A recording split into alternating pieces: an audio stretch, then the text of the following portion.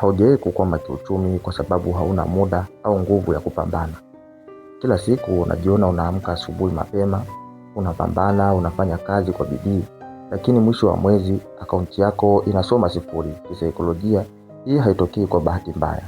Kuna nguvu kubwa ndani ya ubongo ambazo zinahujumu mafanikio yako bila wewe kujua.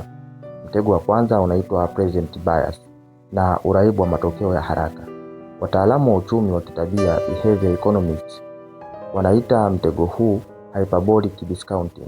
Huu ni mwelekeo wa kibinadamu ambapo ubongo unathamini zaidi thawabu ndogo ya sasa kuliko thawabu kubwa ya baadaye.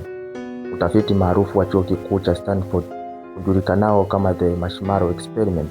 Watoto walipewa chaguo la kula pipi moja sasa hivi au kusubiri dakika 15 alafu wapate mbili. Walifuatilia hadi ukubwani. Wale walioshindwa kusubiri walikuja kuwa na matatizo makubwa ya kifedha na madeni makubwa.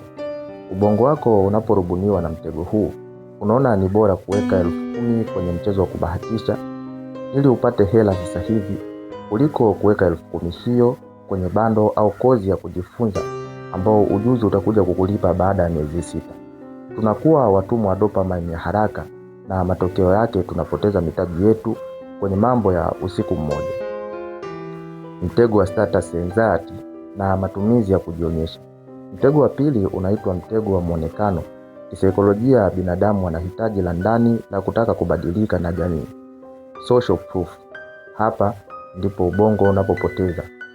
Ukweli wa kitaalamu unasema, utafiti kutoka kwa mwanasayansi wa jamii unaonyesha kuwa watu walio kwenye harakati za kujitafuta hutumia asilimia kubwa ya vipato vyao ili kununua bidhaa zinazoonyesha hadhi, kama vile nguo za gharama, simu kubwa au kulipia burudani za bei ghali ili tu wasionekane wanyonge.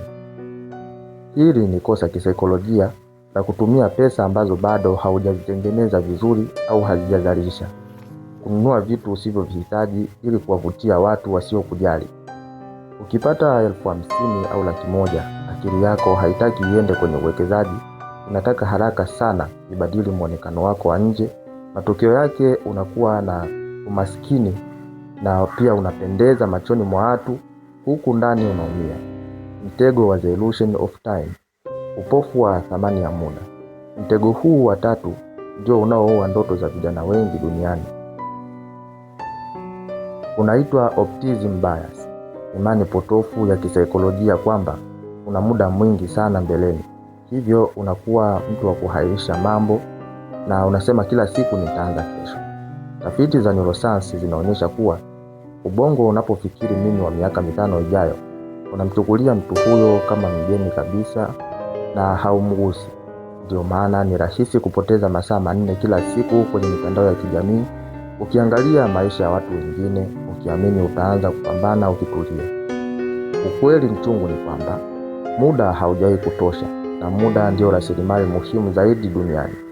Masaa 3 unaopoteza kila siku ukitegemea saa 1 tu la kujisomea vitabu vya akili ya fedha na kujenga biashara ya pembeni, ndani ya siku 365 utakuwa mtu ambaye amebadili maisha yake kwa kiasi kikubwa sana.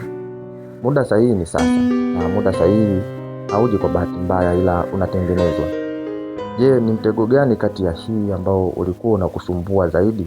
Drop comment yako hapo chini na save video hii ili uwe unajikumbusha kila unapotaka kuanguka.